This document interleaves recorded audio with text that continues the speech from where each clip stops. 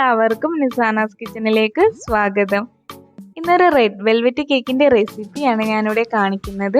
നല്ല സോഫ്റ്റ് ആയിട്ടുള്ള മോയ്സ്ചറൈസ് ആയിട്ടുള്ള കേക്കാണ്. നോർമലി നമ്മൾ കേക്ക് പുറത്തു നിന്നൊക്കെ ഒരു റെഡ് വെൽവെറ്റ് കേക്ക് വാങ്ങിക്കുമ്പോൾ നല്ല എക്സ്പെൻസീവ് ആണ്. ചില ടൈമിലെല്ലാം നമുക്ക് അത്ര സോഫ്റ്റ് ആയിട്ടുള്ള കേക്ക് ആയിരിക്കില്ല കിട്ടുന്നത്, ഭയങ്കര ഡ്രൈ ആയിരിക്കും. പക്ഷെ നല്ല സോഫ്റ്റ് ആയിട്ട് നല്ല മോയ്സ്ചറൈസ് ആയിട്ടിരിക്കുന്ന കേക്ക് കുറഞ്ഞ ചിലവിൽ നമുക്ക് വീട്ടിൽ തന്നെ തയ്യാറാക്കി എടുക്കാവുന്നതേ ഉള്ളൂ. അപ്പോൾ ഇതെങ്ങനെയാണ് ചെയ്തെടുക്കുന്നതെന്ന് നമുക്ക് നോക്കാം. വീഡിയോ സ്കിപ്പ് ചെയ്യാതെ ഫുള്ളായിട്ടും കാണുക. ആദ്യം നമുക്ക് കേക്കിൻ്റെ ബേസ് തയ്യാറാക്കാനായിട്ട് ഡ്രൈ ഇൻഗ്രീഡിയൻസ് എല്ലാം ഒന്ന് അരിച്ചെടുക്കാനുണ്ട്. 1.5 കപ്പ് മൈദയാണ് ഞാനിവിടെ എടുത്തിരിക്കുന്നത്. പിന്നെ കേക്കിനൊക്കെ നമ്മൾ മൈദ എടുക്കുമ്പോൾ എപ്പോഴും നല്ല ക്വാളിറ്റിയുള്ള മൈദ എടുക്കുക.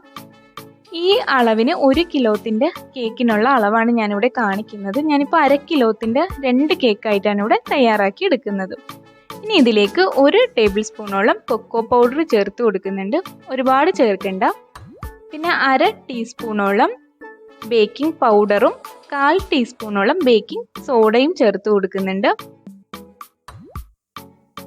ഇനി ഇതൊരു 3 പ്രാവശ്യം നല്ലതുപോലെ അരിച്ചെടുക്കണം. 3 പ്രാവശ്യം തന്നെ അരിച്ചെടുക്കണം.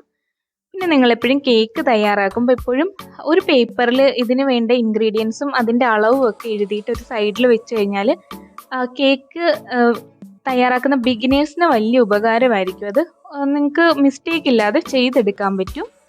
ഇനി നമുക്ക് മുട്ട ബീറ്റ് ചെയ്തെടുക്കണം. റൂം ടെമ്പറേച്ചറിലുള്ള 4 മുട്ടയാണ് ഞാനിപ്പോൾ ഇവിടെ എടുത്തിരിക്കുന്നത്. റൂം ടെമ്പറേച്ചറിൽ തന്നെയുള്ള മുട്ട എടുക്കുക. ഫ്രിഡ്ജിൽ നിന്ന് ഡയറക്റ്റ് എടുത്ത് യൂസ് ചെയ്യരുത്. ഇനി ഇത് നല്ലതുപോലെ ഒന്ന് ബീറ്റ് ചെയ്തെടുക്കാം. ഒരു പകുതിയോളം ബീറ്റ് ചെയ്തെടുത്തതിന് ശേഷം നമുക്കിതിലേക്ക് വാനില എസൻസ് ചേർത്ത് കൊടുക്കാം. 1 ടീസ്പൂണോളാണ് ഞാനിവിടെ ചേർത്ത് കൊടുക്കുന്നത്.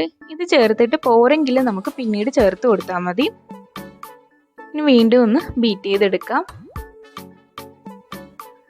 അതുപോലെ ബീറ്റ് ചെയ്യുന്ന പാത്രവും വിസ്കും ഒട്ടും തന്നെ നനവ് പാടില്ല. നനവുണ്ടെങ്കിൽ നല്ലതുപോലെ മുട്ട പതഞ്ഞ് കിട്ടില്ല നമുക്ക്. ഇനി ഇതിലേക്ക് പൊടിച്ചു വെച്ചിരിക്കുന്ന 1.25 കപ്പ് പഞ്ചസാരയാണ് ഞാനിവിടെ ചേർത്ത് കൊടുക്കുന്നത്. ഇതിനെടുത്തിരിക്കുന്ന ഇൻഗ്രീഡിയൻസിൻ്റെ അളവുകളെല്ലാം ഞാൻ താഴെ ഡിസ്ക്രിപ്ഷൻ ബോക്സിൽ കറക്റ്റായിട്ട് കൊടുത്തേക്കാം. ആവശ്യമുള്ളവർ അതൊന്ന് ചെക്ക് ചെയ്താൽ മതി. അല്പാൽപമായിട്ട് പഞ്ചസാര ചേർത്ത് നല്ലതുപോലെ എല്ലാം ഞാനിവിടെ മിക്സ് ചെയ്തെടുത്തിട്ടുണ്ട്. കംപ്ലീറ്റും പഞ്ചസാര അതിലേക്ക് ചേർത്തിട്ടുണ്ട്. ഇനി ഇതിലേക്ക് 1/2 കപ്പ് സൺഫ്ലവർ ഓയിലാണ് ചേർത്ത് കൊടുക്കുന്നത്. പിന്നെ ഒരു 50 ഗ്രാമോളം മെൽറ്റഡ് ബട്ടറും കൂടെ ചേർത്ത് കൊടുക്കുന്നുണ്ട്. റെഡ് വെൽവെറ്റ് കേക്ക് തയ്യാറാക്കുമ്പോൾ ബട്ടർ ചേർക്കുന്നതിനോടൊപ്പം തന്നെ നമ്മൾ ഓയിൽ കൂടെ ചേർത്ത് കൊടുക്കണം. കാരണം ഓയിൽ ചേർത്ത് കൊടുത്താൽ നല്ല മോയ്സ്ചറൈസ് ആയിട്ട് നമുക്ക് കേക്ക് കിട്ടുള്ളൂ. ബട്ടർ മാത്രം ചേർത്താൽ ടേസ്റ്റ് മാത്രമേ കിട്ടുള്ളൂ. നമുക്ക് കേക്ക് അത്ര മോയ്സ്ചറൈസ് ആയിട്ട് കിട്ടില്ല. അതുകൊണ്ടാണ്. ഇതിലേക്ക് കുറച്ച് ഫുഡ് കളർ കൂടെ ഞാൻ ചേർക്കുന്നുണ്ട്. കാരണം ഇത് റെഡ് വെൽവെറ്റ് കേക്ക് ആയതുകൊണ്ട് നമുക്ക് കളർ വേണമല്ലോ, അതിന് വേണ്ടിയിട്ട് ചേർക്കുന്നതാണ്. ഇനി ഇതും കൂടെ ചേർത്തൊന്ന് മിക്സ് ചെയ്തെടുത്താൽ മതി. ഒരുപാട് നേരമായിട്ട് ബീറ്റ് ചെയ്യേണ്ട. നമ്മൾ ഓയിലൊക്കെ ചേർത്ത് കഴിഞ്ഞിട്ട് ഒത്തിരി നേരമായിട്ട് ബീറ്റ് ചെയ്യേണ്ട ആവശ്യമില്ല. ജസ്റ്റ് ഒന്ന് മിക്സ് ചെയ്തെടുത്താൽ മതി. അപ്പോൾ ഇതെല്ലാം നല്ലതുപോലെ മിക്സ് ചെയ്തെടുത്തിട്ടുണ്ട്. ഇനി നമ്മൾ നേരത്തെ അരിച്ചു വെച്ചിരിക്കുന്ന ഡ്രൈ ഇൻഗ്രീഡിയൻസ് അല്പാൽപമായി ചേർത്ത് കൊടുക്കാം. പിന്നെ ഒരു കാര്യം, നമ്മൾ ഈ വിസ്കും നമ്മൾ ക്രീം ബീറ്റ് ചെയ്യാനുള്ള പാത്രവും ഒന്ന് ഞാനിപ്പോൾ ഫ്രീസറിലേക്ക് വെക്കുന്നുണ്ട്. ഒരു 2 മണിക്കൂറെങ്കിലും ഫ്രീസറിൽ വെച്ച് സെറ്റ് ചെയ്തെടുക്കണം. ഇനി നമുക്ക് ഡ്രൈ ഇൻഗ്രീഡിയൻസ് 3 പ്രാവശ്യമായിട്ട് ഇതിലേക്ക് മിക്സ് ചെയ്ത് കൊടുക്കാം. ഈ സമയത്ത് ഞാനിവിടെ ഒരല്പം പാൽ കൂടെ എടുത്ത് വെച്ചിട്ടുണ്ട്. ഒരു 6-7 ടേബിൾ സ്പൂണോളം പാല് ഞാനിവിടെ ഇളം ചൂടുള്ള പാലിവിടെ സൈഡിൽ വെച്ചിട്ടുണ്ട്. കാരണം നമ്മുടെ ഈ ബാറ്റർ ഡ്രൈ ആയി പോയി കഴിഞ്ഞാൽ, അതായത് ഒത്തിരി അങ്ങ് തിക്കായി പോയി കഴിഞ്ഞാൽ നമുക്ക് ചേർത്ത് കൊടുക്കാൻ വേണ്ടിയിട്ടാണ്. ഇപ്പോൾ ഇതാ മിക്സ് നല്ലതുപോലെ തിക്കായി വരുന്നുണ്ട്. അപ്പം ഞാനിവിടെ അല്പം പാല് ചേർത്ത് കൊടുക്കുന്നുണ്ട്. ഒരുമിച്ച് മൊത്തം കൂടെ ഒഴിച്ചു കൊടുക്കരുതും. അല്പാൽപമായി ചേർത്ത് കൊടുത്തിട്ട് ആവശ്യത്തിന് ചേർത്ത് കൊടുത്താൽ മതി. ഇളം ചൂടോടുകൂടിയുള്ള പാലാണ് ചേർക്കുന്നത്. ആദ്യം ഞാനിപ്പോൾ ഇവിടെ ഒരു 3 ടേബിൾ സ്പൂണോളം ചേർത്ത് കൊടുക്കുന്നുണ്ട്. നിങ്ങൾ എടുക്കുന്ന മുട്ടയുടെയൊക്കെ ആ ഒരു വലിപ്പത്തിനനുസരിച്ചിരിക്കും ഇതിൻ്റെ തിക്കാവുന്നത്. ഞാനിപ്പോൾ എടുത്തിരിക്കുന്നത് ഒരു മീഡിയം സൈസിലുള്ള മുട്ടയായതുകൊണ്ടാണ് എനിക്ക് പെട്ടെന്ന് തന്നെ ഇത് തിക്കായി വന്നിട്ടുണ്ട്. ഞാനിവിടെ ബാക്കി പാലുകൂടെ ചേർത്ത് കൊടുക്കുന്നുണ്ട്. കാരണം ഇനിയും നമുക്കിതിലേക്ക് പൊടി ചേർക്കാനുണ്ട്. ഞാൻ 2 ബാച്ചായിട്ടുള്ള പൊടി ഇട്ടിട്ടുള്ളൂ. ഇനി 3ാമത്തെ ബാച്ച് കൂടെ ചേർക്കാനുണ്ട്. അപ്പം ഞാൻ ബാക്കിയുള്ള പാലുകൂടെ ചേർത്ത് കൊടുത്തിട്ടുണ്ട്. മൊത്തം 6 ടേബിൾ സ്പൂണോളം പാല് ഞാനിപ്പോൾ ഇവിടെ ചേർത്തിട്ടുണ്ട്. ഇനി ഇത് ബാക്കിയുള്ള പൊടി കൂടെ ഞാനിവിടെ ചേർത്ത് കൊടുത്ത് നല്ലതുപോലെ ഒന്ന് മിക്സ് ചെയ്തെടുത്തിട്ടുണ്ട്. അപ്പോൾ ഇതാ കറക്റ്റായിട്ട് വന്നിട്ടുണ്ട്. ഇനി ഇതിലേക്ക് കേക്ക് നല്ലതുപോലെ ആക്റ്റീവായി പൊന്തി വരാൻ വേണ്ടിയിട്ട് ഒരു ടീസ്പൂണോളം വിനാഗിരി കൂടെ ചേർത്ത് കൊടുത്തിട്ടുണ്ട്. ഈ സ്റ്റെപ്പ് ഒഴിവാക്കരുത്, എങ്കിലേ നല്ലതുപോലെ സോഫ്റ്റ് ആയിട്ട് കേക്ക് നമുക്ക് കിട്ടുള്ളൂ.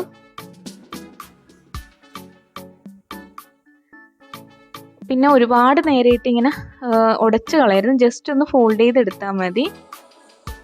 ഇനി ഞാനിവിടെ 2 ടിന്നാണ് എടുത്തിരിക്കുന്നത്. ഇതൊന്ന് ഓയിൽ വെച്ചൊന്ന് ഗ്രീസ് ചെയ്ത് കൊടുത്തിട്ട് ഇതിലേക്ക് ബട്ടർ പേപ്പർ കൂടെ ഞാൻ വെച്ച് കൊടുക്കുന്നുണ്ട്.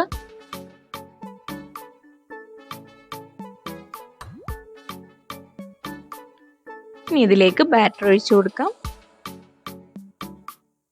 പിന്നെ നിങ്ങൾ പൊടിയിട്ട് മിക്സ് ചെയ്യുമ്പോൾ ശരിക്കും ശ്രദ്ധിക്കണം, ജസ്റ്റ് ഒന്നിങ്ങനെ ഫോൾഡ് ചെയ്തെടുക്കാവുള്ളൂ.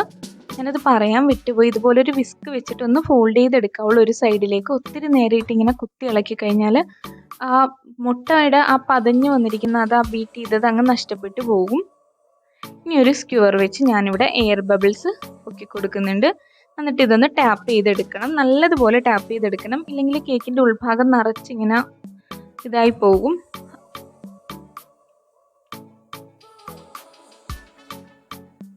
നല്ലതുപോലെ എയർ ബബിൾസ് എല്ലാം കളഞ്ഞ് ടാപ്പ് ചെയ്തെടുത്തിട്ടുണ്ട്. ഇനി ഇത് ബേക്ക് ചെയ്യാൻ വെക്കാം. 10 മിനിറ്റ് മുമ്പ് പാത്രം അടുപ്പത്ത് വെച്ച് ചൂടാക്കി എടുത്തതാണ് ഓവൻ സെറ്റപ്പ്. ഇനി ഇതിലേക്ക് നമുക്ക് കേക്ക് ടിന്ന് ഇറക്കി വെച്ച് കൊടുക്കാം.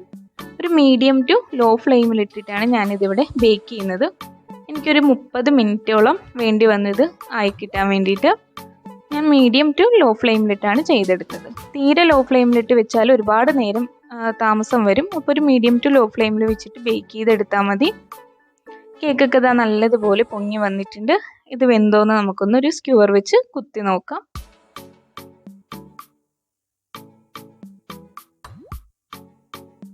നല്ലതുപോലെ വെന്ത് വന്നിട്ടുണ്ട്. സ്ക്യൂറിലൊന്നും ആയിട്ടില്ല. ഇനി നമുക്ക് ഫ്ലെയിം ഓഫ് ചെയ്തിട്ട് ഇതിൻ്റെ ഉള്ളിൽ നിന്ന് ഈ കേക്ക് ടിന്ന് മാറ്റി വെക്കാം. കേക്ക് ടിന്ന് അപ്പോൾ തന്നെ മാറ്റി വെക്കണം, ഇല്ലെങ്കിൽ ഇതിൻ്റെ ഉള്ളിലിരുന്ന് കേക്ക് ഡ്രൈ ആയി പോവും. അതുപോലെ തന്നെ ഈ പാത്രത്തിൽ നിന്നും ഒരുവിധം തണുത്ത് കഴിയുമ്പോൾ തന്നെ നമ്മളിത് മാറ്റണം. ഇതിലൊരിത്തിരി നേരം വെച്ചുകൊണ്ടിരിക്കരുത്. ഞാനിവിടെ ഒരു പാത്രത്തിലേക്ക് വെച്ച് കൊടുക്കുന്നുണ്ട്. സൈഡൊന്ന് കത്തി വെച്ചൊന്ന് വിടിയിപ്പിച്ചിട്ട് ഇതിലേക്ക് വെച്ച് കൊടുക്കുന്നുണ്ട്. ഞാനിങ്ങനെ കമഴ്ത്തിയപ്പോൾ തന്നെ കേക്ക് വിട്ടു പോന്നിട്ടുണ്ട്, ഒന്നും പറ്റി പിടിച്ചിട്ടൊന്നുമില്ല. നല്ല സോഫ്റ്റ് ആയിട്ട് വന്നിട്ടുണ്ട്, നല്ലതുപോലെ പൊങ്ങിയും വന്നിട്ടുണ്ട്, നല്ല സോഫ്റ്റ് ആയിട്ട് കിട്ടിയിട്ടുണ്ട്. നല്ല ഹൈറ്റും ഉണ്ട് കേട്ടോ, കേക്കിന് നല്ല ഹൈറ്റ് ഉണ്ട്. ഇനി ഇത് തണുത്തതിന് ശേഷം നമുക്ക് കട്ട് ചെയ്യാം. ഇനി ഇതൊരു സൈഡിലേക്ക് മാറ്റി വെച്ചിട്ട് നമുക്ക് ക്രീം ഒന്ന് വിപ്പ് ചെയ്തെടുക്കാം.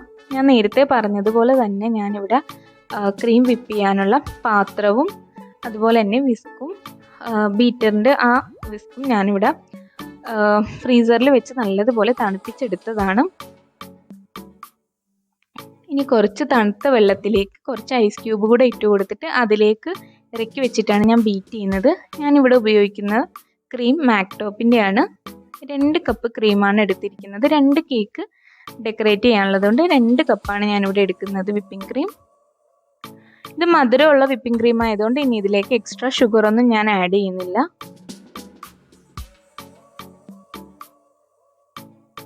ഇനി ഇതിലേക്ക് ഇറക്കി വെച്ചിട്ട് നമുക്ക് ആ തണുപ്പ് നഷ്ടപ്പെടാതിരിക്കാൻ വേണ്ടിയിട്ടാണ് ഇങ്ങനെ തണുത്ത വെള്ളത്തിലേക്ക് ഇറക്കി വെച്ചിട്ട് ബീറ്റ് ചെയ്യുന്നത്. നല്ലതുപോലെ ഒന്ന് ബീറ്റ് ചെയ്തെടുക്കാം. ഞാനിവിടെ ബീറ്റ് ചെയ്ത് വന്നപ്പോൾ ആ പാത്രം ഫുള്ളായി, അതുകൊണ്ട് ഞാൻ കുറച്ച് കഴിഞ്ഞപ്പോഴത്തേക്കും മാറ്റിയിട്ട് 2 പാത്രത്തിലാക്കിയിട്ടാണ് ഞാൻ പിന്നെ ബീറ്റ് ചെയ്തെടുത്തത്. കൂടുതൽ വിപ്പിംഗ് ക്രീം ഉള്ളതുകൊണ്ട് ഇങ്ങനെ ഒത്തിരി ആയപ്പോഴത്തേക്കും പിന്നെ ബീറ്റ് ചെയ്യാൻ പറ്റുന്നില്ല. അപ്പോൾ 2 പാത്രത്തിലേക്ക് ആക്കിയിട്ട് പിന്നെ ഞാൻ ബീറ്റ് ചെയ്തെടുത്തിട്ടുണ്ട്. ക്രീം നല്ലതുപോലെ സ്റ്റിഫായി കിട്ടണം. അതിൻ്റെ ആ ഒരു പാകം ഞാനിപ്പോൾ കാണിച്ചു തരാം. എത്രത്തോളം നമുക്ക് സ്റ്റിഫായി കിട്ടണമെന്ന് ഇങ്ങനൊരു സ്പൂണിൽ കോരി എടുക്കുമ്പോൾ താഴത്തോട്ട് വീണ് പോകാത്ത രീതിയിൽ സ്റ്റിഫായി കിട്ടണം. ഇനി ഇതിലേക്ക് നമുക്ക് ക്രീം ചീസാണ് ചേർത്ത് കൊടുക്കാനുള്ളത്. ഇതിപ്പോൾ ഞാൻ കടയിൽ നിന്ന് വാങ്ങിയ ക്രീം ചീസാണ്. നിങ്ങൾക്ക് വേണമെങ്കിൽ വീട്ടിൽ തയ്യാറാക്കി എടുക്കാവുന്നേ ഉള്ളൂ. ഇതിൻ്റെ റെസിപ്പി വേണമെങ്കിൽ പറഞ്ഞാൽ മതി, ഞാൻ കാണിക്കാം. ക്രീം ചീസിൻ്റെ ഇതിലേക്ക് പകുതി ഞാനിതിലേക്ക് ചേർത്ത് കൊടുത്തിട്ട് ഇതൊന്ന് മിക്സ് ചെയ്തെടുക്കുന്നുണ്ട്. ഇനി ഓവറായിട്ട് ബീറ്റ് ചെയ്യേണ്ട, ജസ്റ്റ് ഒന്ന് ബീറ്റർ വെച്ച് മിക്സ് ചെയ്തെടുത്താൽ മതി.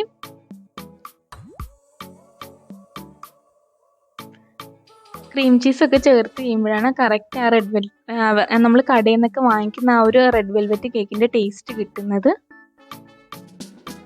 ഇപ്പോൾ ഇവിടെ ആയിട്ടുണ്ട്. ഇനി ഇതൊരു 15 മിനിറ്റോളം ഞാൻ ഫ്രീസറിൽ വെച്ചൊന്ന് സെറ്റ് ചെയ്യുവാണ്. അതിനുശേഷം നമുക്ക് കേക്കിലേക്ക് സെറ്റ് ചെയ്തെടുക്കാം. ഇനി കേക്ക് ഒന്ന് കട്ട് ചെയ്തെടുക്കാം. ഇതിൻ്റെ മുകൾ ഭാഗം കുറച്ചൊന്ന് കട്ട് ചെയ്തെടുത്തതിന് ശേഷം നമുക്ക് ഫ്രീസറിലോട്ട് വെക്കണം ഒരു അരമണിക്കൂറോളം. അത് കഴിഞ്ഞിട്ട് മിക്സിയിൽ പൊടിച്ചെടുത്തിട്ട് വേണം ഇതിൽ ഡെക്കറേറ്റ് ചെയ്യാനായിട്ട് നമുക്ക് എടുക്കാൻ. കേക്ക് നല്ല ഹൈറ്റിൽ തന്നെ നമുക്ക് കിട്ടിയിട്ടുണ്ട്.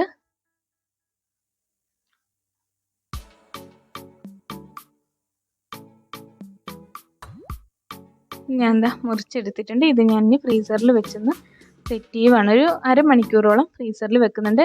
ഇതിങ്ങനെ ഡയറക്റ്റ് എടുത്ത് നമ്മൾ പൊടിക്കാൻ നിന്നാൽ ഇങ്ങനെ കുഴഞ്ഞു പോകും, കറക്റ്റായിട്ട് കിട്ടില്ല. ഇത് നല്ല ഹൈറ്റ് ഉണ്ട്. ഇനി ഇതൊന്ന് ഫ്രീസറിൽ വെച്ച് സെറ്റ് ചെയ്തെടുക്കാം. ഇനി നമുക്ക് കേക്ക് ഒന്ന് കട്ട് ചെയ്തെടുക്കാം.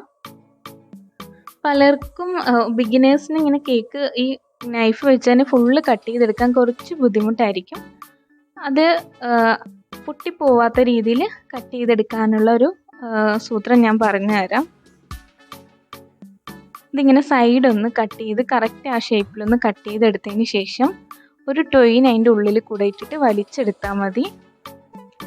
പലർക്കും അറിയാവുന്ന ഐഡിയ ആയിരിക്കും. അറിയാൻ വയ്യാത്തവർക്ക് വേണ്ടിയിട്ടാണ് ഞാനിതിപ്പോൾ ഇവിടെ കാണിക്കുന്നത്.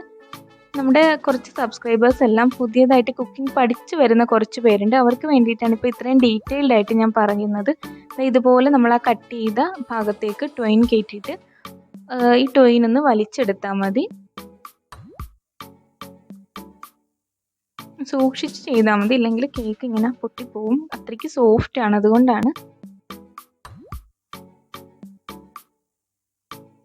ഇതുപോലെ ഇങ്ങനെ രണ്ട് ഭാഗത്തേക്കൊന്ന് വലിച്ചെടുത്താൽ മതി.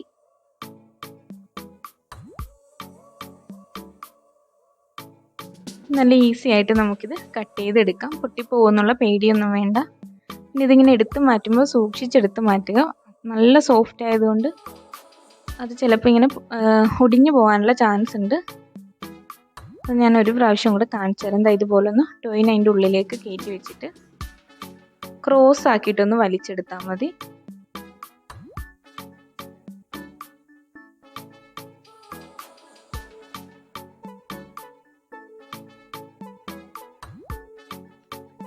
ഇനി നമുക്കിതിലേക്ക് ഷുഗർ സിറപ്പ് വെച്ചൊന്ന് വെറ്റ് ചെയ്തെടുക്കാനുണ്ട്. അതിന് മുമ്പ് കേക്ക് ആദ്യം നമുക്ക് ഇതുപോലെ ഒരു പാത്രം വെച്ചിട്ട് അതിൻ്റെ മുകളിലേക്ക് ഞാനൊരു കട്ടിംഗ് ബോർഡാണ് വെച്ച് കൊടുക്കുന്നത്. അതിൻ്റെ മുകളിൽ വെച്ചിട്ടാണ് ഞാനിവിടെ കേക്ക് സെറ്റ് ചെയ്തെടുക്കുന്നത്. അപ്പം നമുക്കിങ്ങനെ കറക്കിയെടുക്കാൻ സുഖമാണ്. ഒരു ബോർഡ് വെച്ച് കൊടുത്തിട്ട് അതിലേക്ക് കുറച്ച് ക്രീം തേച്ച് കൊടുക്കുന്നുണ്ട്. കേക്ക് നല്ലതുപോലെ നിൽക്കാൻ വേണ്ടിയിട്ടാണ് ക്രീം തേക്കുന്നത്. ഇനി ഇതിലേക്ക് വെച്ച് കൊടുക്കാം. ഞാൻ കേക്കിൻ്റെ ആ മുകൾ ഭാഗമാണ് ഏറ്റവും താഴെ വെക്കുന്നത്. ഏറ്റവും താഴത്തെ ഭാഗം മുകളിലുമായിട്ട് വേണം വെക്കാനായിട്ട് കേക്ക് സെറ്റ് ചെയ്യുമ്പോൾ. ഇനി ഇതിലേക്ക് കുറച്ച് വിപ്പിംഗ് ക്രീം തേച്ച് കൊടുക്കുന്നുണ്ട്. ഞാൻ താഴത്തെ ലെയറിൽ ഞാനിപ്പോൾ ഇത് ഒഴിച്ചു കൊടുക്കുന്നില്ല, ഷുഗർ സിറപ്പ് ഒഴിച്ചു വെറ്റാക്കുന്നില്ല. രണ്ടാമത്തെ മൂന്നാമത്തെ ലെയറിലാണ് ഒഴിച്ചു കൊടുക്കുന്നത്. ഷുഗർ സിറപ്പ് തയ്യാറാക്കാനായിട്ട് ഒരു 1/4 കപ്പ് പഞ്ചസാരയിലേക്ക് 1/2 കപ്പ് വെള്ളം ഒഴിച്ച് ഒന്ന് മെൽറ്റ് ചെയ്ത് അടുപ്പത്ത് വെച്ച് മെൽറ്റ് ചെയ്തെടുത്താൽ മതി. ഞാൻ ഷുഗർ സിറപ്പ് മെൽറ്റ് ചെയ്യുന്ന വീഡിയോ ഇതിന് മുമ്പ് ഇട്ടേക്കുന്ന ടോപ്പ് ഫോർവേഡ് കേക്കിൽ കാണിച്ചിട്ടുണ്ട്. കണ്ടിട്ടില്ലാത്തവരൊന്ന് പോയി കണ്ടു നോക്കുക. ഒരുപാട് ലെങ്തായി പോകുന്നതുകൊണ്ടാണ് ഞാൻ ഇതും കൂടെ ഇതിൽ കാണിക്കാഞ്ഞത്. നല്ലതുപോലെ ഒഴിച്ച് നല്ലതുപോലെ ഒന്ന് വെറ്റ് ചെയ്തെടുക്കുക. അതുപോലെ ഒരു ബ്രഷ് വെച്ചിട്ടാണ് പെട്ടെന്ന് നമുക്ക് വെറ്റ് ചെയ്തെടുക്കാം. ഒരുപാട് അങ്ങ് കോരി ഒഴിച്ച് കളയരുത്. ഇതുപോലെ ഇങ്ങനെ ചെയ്തെടുത്താൽ മതി. ഇത് ഈ സ്റ്റെപ്പ് ഒഴിവാക്കരുത്. കാരണം കേക്ക് നല്ല സോഫ്റ്റ് ആകണമെങ്കിൽ ഇതുപോലെ ഒന്ന് ഷുഗർ സിറപ്പ് ഒഴിച്ച് വെറ്റ് ചെയ്തെടുക്കണം. ഇതിങ്ങനെ വെറ്റ് ചെയ്തെടുക്കാത്തത് കൊണ്ടാണ് പലപ്പോഴും നമ്മൾ ഷോപ്പിൽ നിന്നൊക്കെ വാങ്ങിക്കുന്ന കേക്ക് ഭയങ്കര ഡ്രൈ ആയിട്ടിരിക്കുന്നത്. ഇങ്ങനെ വെറ്റ് ചെയ്തിട്ടാണ് എടുക്കുന്നതെങ്കിൽ കേക്ക് നല്ല ജ്യൂസി ആയിട്ട് നമുക്ക് കിട്ടും. ഇനി മുകൾ വശം കൂടെ ഒന്ന് വെറ്റ് ചെയ്തെടുക്കാം.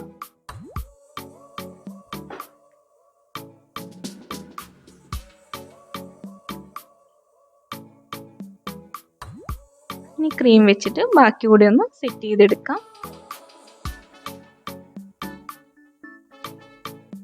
ഞാനിപ്പോൾ ഓവറായിട്ട് ഇവിടെ കേക്കിലേക്ക് ഐസിങ് ചെയ്യുന്നില്ല. ലൈറ്റായിട്ടുള്ള രീതിയിലാണ് ക്രീം തേച്ച് കൊടുത്തിട്ട് ആദ്യം നമുക്കൊന്ന് ക്രം കോട്ട് ചെയ്തിട്ട് ഒരു 15 മിനിറ്റ് അല്ലെങ്കിൽ ഒരു 30 മിനിറ്റ് എങ്കിലും ഫ്രിഡ്ജിൽ വെച്ച് കഴിഞ്ഞതിന് ശേഷം നമുക്ക് ബാക്കി കൂടെ സെറ്റ് ചെയ്തെടുക്കാം. ആദ്യമേ തന്നെ ഫുള്ള് സെറ്റ് ചെയ്യാൻ നിന്നാൽ നമുക്ക് ചെയ്തെടുക്കാൻ ബുദ്ധിമുട്ടായിരിക്കും. കേക്കിലേക്ക് അതൊന്നും പിടിച്ച് കിട്ടില്ല. ആദ്യം ഒന്ന് ഏത് കേക്ക് ഉണ്ടാക്കുമ്പോഴും ക്രം കോട്ട് ചെയ്തതിന് ശേഷം നമ്മളൊന്ന് ഫ്രിഡ്ജിൽ വെച്ചൊരു കുറഞ്ഞതൊരു അരമണിക്കൂറെങ്കിലും വെച്ചൊന്ന് വെയിറ്റ് ചെയ്തതിന് ശേഷം ബാക്കി സ്റ്റെപ്പ് ചെയ്യുന്നതായിരിക്കും കുറച്ചും കൂടി നല്ലത്. ഞാനിവിടെ ഒരു സ്ക്രേപ്പർ വെച്ചിട്ട് ഒന്ന് ഷേപ്പ് ചെയ്ത് കൊടുക്കുന്നുണ്ട്. ഇനി ഇത് ഫ്രിഡ്ജിൽ വെച്ചിട്ട് അരമണിക്കൂർ കഴിഞ്ഞിട്ട് ബാക്കിയുള്ള സ്റ്റെപ്പ് ചെയ്തെടുക്കാം. ആ സമയത്ത് ഞാനിവിടെ രണ്ടാമത്തെ കേക്ക് കൂടെ ഒന്ന് ചെയ്തെടുക്കുന്നുണ്ട്. ഇതിൻ്റെ മുകൾ ഭാഗം ഞാൻ ഫ്രീസറിൽ വെച്ചിട്ടുണ്ട്. ഞാൻ ഈ കേക്ക് ഇവിടെ 2 ലെയറായിട്ടേ കട്ട് ചെയ്യുന്നുള്ളൂ. ഒരുപാട് ക്രീം തേച്ച് കൊടുക്കണ്ട എന്നുള്ള ഇത് കൊണ്ടിട്ടാണ് 2 പ്രാവശ്യമായിട്ട് ക്രീം തേക്കുന്നുള്ളൂ. 3 ലെയർ ആക്കിയിട്ടില്ല. ഇതും കൂടെ ഞാൻ ഇതുപോലെ ഒന്ന് സെറ്റ് ചെയ്തെടുത്തിട്ട് ഫ്രിഡ്ജിലേക്ക് മാറ്റുന്നുണ്ട്. ഇത് 2 ലെയർ ആയതുകൊണ്ട് തന്നെ താഴത്തെ ലെയറും ഞാൻ ഷുഗർ സിറപ്പ് വെച്ചൊന്ന് വെറ്റ് ചെയ്തെടുത്തിട്ടുണ്ട്. ഇത് നേരത്തെ ഫ്രീസറിൽ വെച്ച കേക്കിൻ്റെ ബേസാണ്. ഞാൻ ഒരു ജാറിലിട്ടിട്ട് നല്ലതുപോലെ ക്രഷ് ചെയ്തെടുത്തിട്ടുണ്ട്. ഇനി നമുക്ക് കേക്ക് ഒന്ന് സെറ്റ് ചെയ്തെടുക്കാം.